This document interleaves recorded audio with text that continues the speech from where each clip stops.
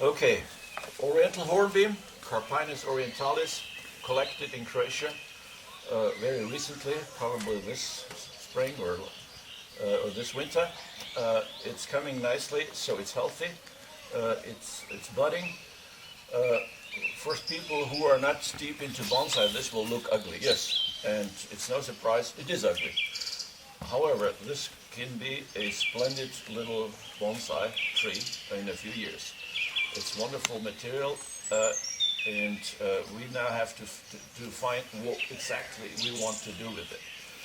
Now, what do we like? Well, we like this bark, which is very, very full of character, looks very old.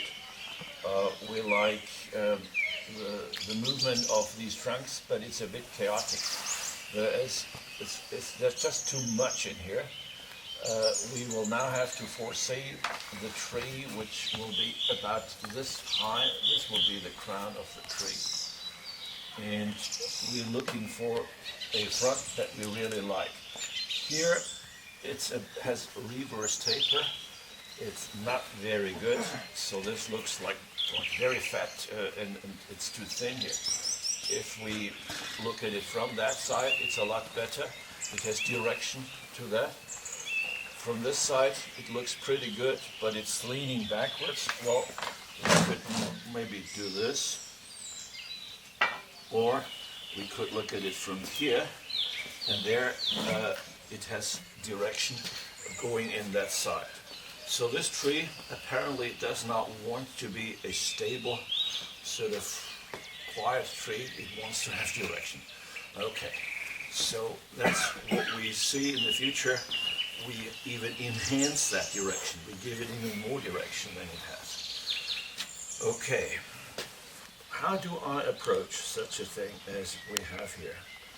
Well, we take a power tool and cut off a few of these branches. They were just cut back in nature for the tree to survive. And now comes the artistic part, where we have to make decisions here, what we want and what we don't want. It's obviously too much. Okay, if this were a front here, then I wonder whether I really want this and this here. Well, how do I go about decisions here? Well, I found that one way of doing this is take away everything that you don't like. Don't worry too much about the overall thing. I mean, the overall thing is pretty clear. It's a big crown in this direction. But what exactly will you need? I don't know. But I know what I don't need. Aha, interesting. Let's take this little branch here. You see, this branch here. I know that I don't want this. It's a very minor detail, and you will think, well, why does he start with that detail? Well, we have to start somewhere. So if I have this branch, I don't want this, it's probably dead anyway. Okay, we cut this off. Next thing is, we turn around and have all these little branches here, and we find that down here, we don't want these thin things here. We want one or two thicker ones. So we want this one and that one, and we take out all the small ones. Okay.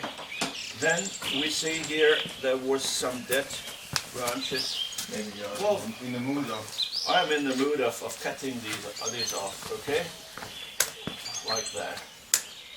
Okay. So and here again, like that. You have to work then a bit closer with some more tools. First we do the rough design, and then of course we go into detail. And I would carefully do all the dead wood. See what I'm doing here? I'm cutting this back happily. Well, I do this every day, so I know exactly what I'm doing. You're ruining the tree. No, I'm not ruining this at all. I think it already is much clearer. Looks a lot better. You see, I just cut what I didn't like. Now, I would probably have a power tool with me and cut this here. You see? Mm-hmm. Here I would cut it again with a saw, and then I would, with some die grinder, make some hole in that. So if you think that you want to close the wounds like the Japanese tell you, forget it. There will always be a wound. There will always be big colors. Now, you make this a feature. So you make the wounds irregular so that later on it will look like a natural wound, and that one day in 20, 30, 40 years it will be a hole, it will be hollow. And that's okay. So this is what I would do. Then I would, of course, do something here. For example, here I will probably do this. I will cut this off. Then I would do something here, maybe get rid of the whole thing. And then you will clearly see that this tree looks clearer. So we made order out of this chaos slightly, but we still have basically an ugly looking stump here. Well, nature will do its course, and in this year there will be we have a lot of new growth. We'll just let grow freely, cut back then at the end of that year, and next year we will have more new growth, and then in 2 years we can then start wiring, and at one day this will be the crown, and the crown will probably have a direction here. So if this tree has this movement, we can either enhance this movement, make this a strong moving tree, one-sided for whatever reason, maybe because the wind is coming from here or because the sun is here, it's growing into the sun. We could also balance the tree, making it grow like here and then go back and put the weight of the crown over here. That's more quiet, more sincere, less movement, and more stable.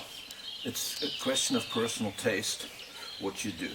I would always work around that tree so that you have many fronts. I have this habit to work on such trees over many years and decide about the new front just about every time I touch the tree. It doesn't matter. So the old rule of design that the very first and most important thing is to find the front. I've turned around, that's the very last thing. I work against a front, and this front, and that front, and that front, and there's many possibilities. And 5 years later, when I plant it into a final pot, I then decide about what I like best. Maybe that's crazy, but it works. I have done it so often. That's a way to design these things. These things don't behave like we have learned bonsai design because they are wild trees. But everybody can see that this is very interesting. Well, at the moment it's certainly not beautiful, it's even ugly, but it's interesting. It has a lot of character, it has soul, because it's a natural tree and because nature has put on all this character. So our aim is to bring out what's in there already and make the tree shine like that. And that's a thing that can be done in 5 to 10 years, and you have a wonderful tree. What we do normally with deciduous trees is we take a nursery ground tree, which has almost no character, no soul, and we try desperately to put that in. And that takes much longer. And it will take 30, 40, 50 years before you have this kind of quality. So this is much easier to get an impressive tree with that out of the sheer presence of character. But it is much more difficult for styling because there is no set of rules. This certainly will not look like a pine tree in the end. This will have to look like a real deciduous tree in nature. Otherwise, this is worthless material. Okay.